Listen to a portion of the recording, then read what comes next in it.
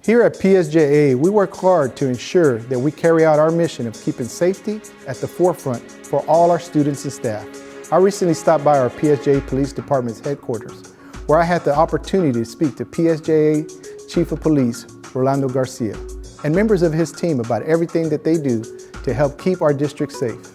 When we have events, we're going to start a bike patrol. We have a select few of officers. I think we have 6 that are going to get certified as bike patrol officers. Well, what does it feel like to you to be a parent and to also be an officer here at PSJA and a proud alum? Yeah, well, it feels good. I grew up in Far. I went to Far Elementary. It's Kelly Far now, but I went to Far Elementary. Now my kids go to Ford, so it's good. And now I'm building a house here in San Juan. Something you've learned on the training that you've been under Chief Garcia that you think is important for us as PSJA? So we don't ever want to have an active shooter, right? But we're well trained. If it ever comes down to it, we're going to respond and we're going to take care of it in the right way.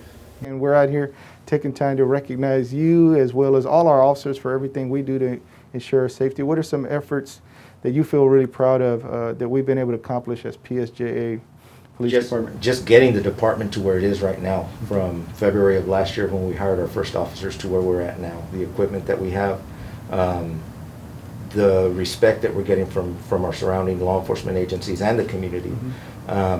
We have a lot of training.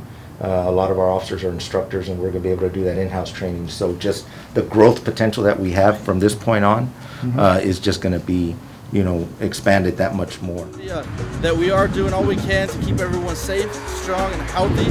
And our police department and our security department work hand in hand.